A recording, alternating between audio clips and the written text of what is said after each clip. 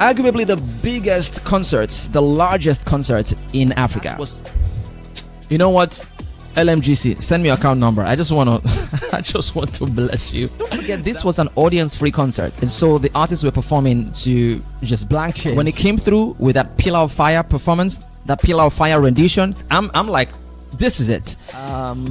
Let me call it the Experience Specials, the Experience Originals that came along with that. National Anthem rendered this year is the best that has ever been rendered. I saw one or two makeups that were a little bit off.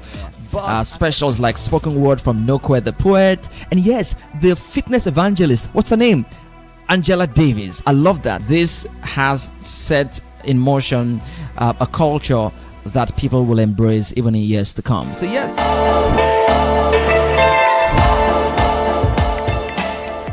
Hey, what's up guys? How you doing? Welcome to yet another episode of TOLArated. TOLArated is where we get to rate, review, react, and recommend some of the latest Christian songs out there. But today, it's quite special. We will be checking out not just a song, but a concert. Arguably the biggest concerts, the largest concert in Africa. You know it, The Experience. It went down December 11, the 2020 edition, which by the way is the 15th edition. And wait, hold on, before I even get into any of that, if you have an institution, a concert that has consistently for the period of 15 years held a high, top-notch, world-class concert like this, you have got to give it to them. You just got to give it to them. All right, so this time around, it wasn't at the home of The Experience, Tafawa Balewa Square here in Lagos. It was strictly online. And I must say this, first off, kudos, before I do any review at all, I must give major kudos to House on the Rock and the entire organizers of The Experience for stepping up to the challenge. So it would have been totally understandable if 2020 came and, you know, they just announced, for obvious reasons, we will not be having The Experience. See you guys in 2021. That would have been very understandable, considering security issues, considering the COVID-19 restrictions and all of that. However, House on the Rock, under the leadership of Pastor Paul Adefarasi, stepped up to the challenge and evolved with this change in times, brought about something very innovative, evolving with the times, going online, fully online with the entire execution of this, and I think they pulled it off very nicely. So I doff my hat to the entire organizers, House on the Rock, The Experience, the global edition, virtual edition. It's a night for me. It's a night for me because it takes a lot to pull that off. So the global edition, now that was the theme for this particular one, and I like the fact that it was broader in every sense of it, broader in terms of exposure, broader in terms of reach, broader in terms of content, and even the theme. The concert actually lived up to its name, global.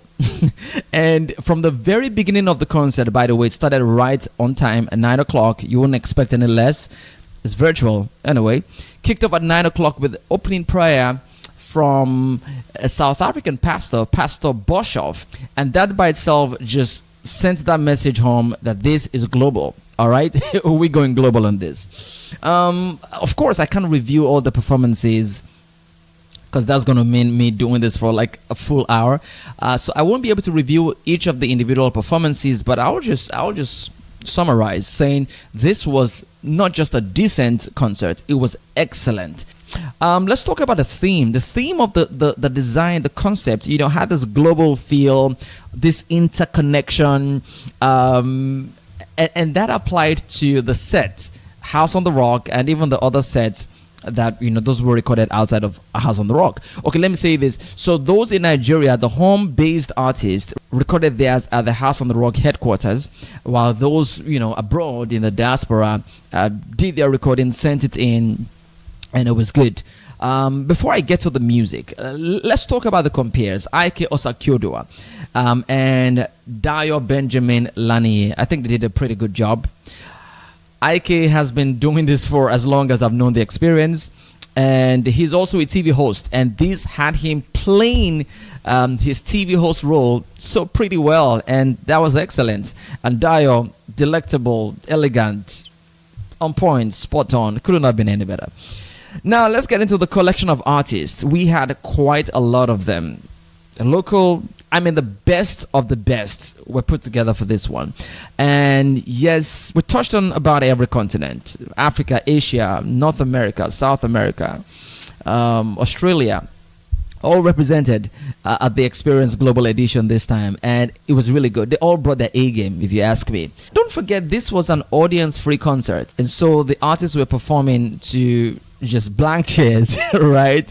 And so that must have been challenging, but yes, they brought it on. So from Ghana to South Africa, Brazil, Indonesia, Asia, Jamaica, Nigeria, name it, UK, US, Australia, they were all in here and very well represented. Now let's get into the music. As far as the music is concerned, it's a 9 for me. 9. All artists did pretty well.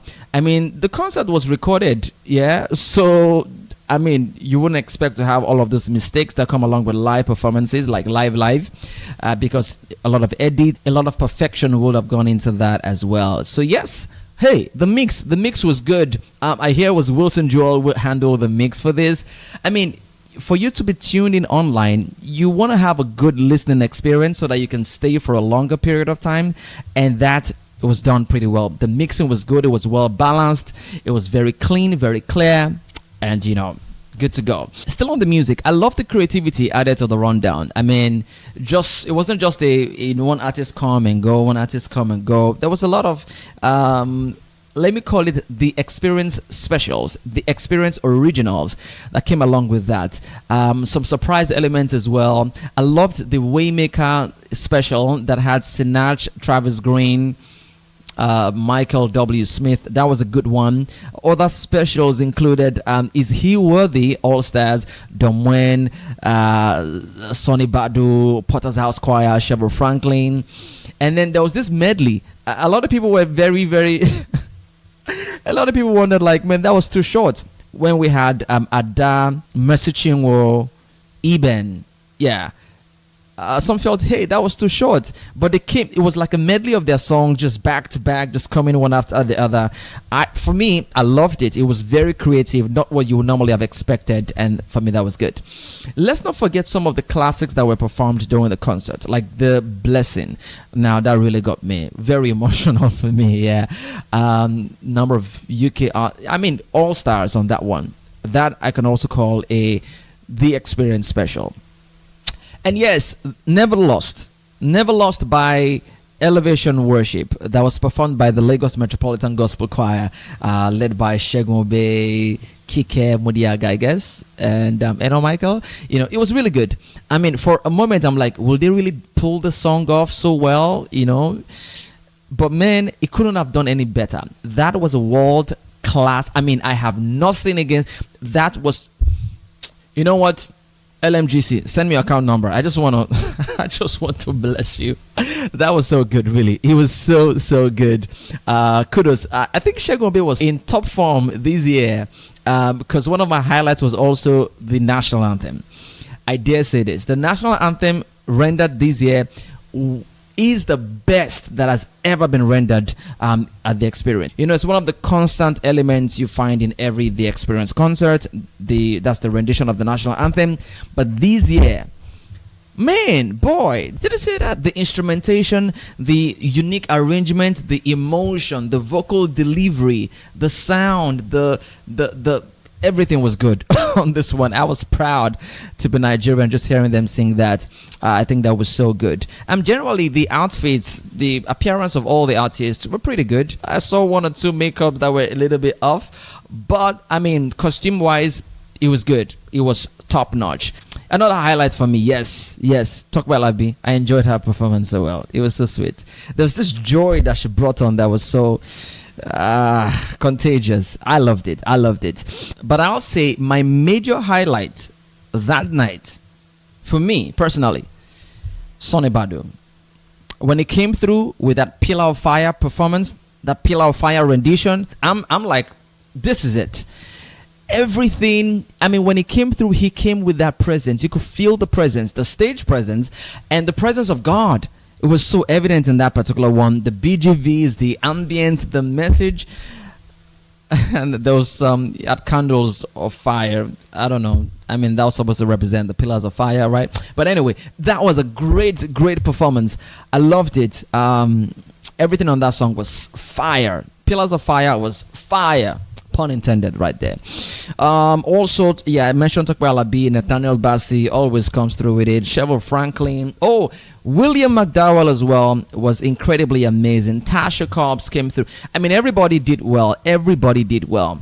Besides the music, the concert was sprinkled with some goodwill messages, prayers, Christmas wishes from some renowned personalities, a lot of them, and that was good. Of course, a number of top popular Christian shots, pastors in the religious circles, from Mensa Otabil to Joel and Victoria Austin, and of course the Bishop T.D. Jakes, who also gave a word. The host, Pastor Paul Adefarasin, also gave a word. That was a solid one as well.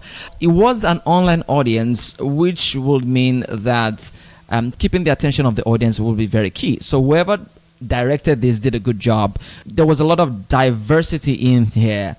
Specials like spoken word from Nokwe the poet, and yes, the fitness evangelist. What's her name? Angela Davis. I love that. That was also new. So all of those things just brought the spice to the night, and we really did need that. The turnout was also impressive. I mean, it's peaked at some point on YouTube, 25,000, 30,000, and you can imagine the culminative number would have been very impressive.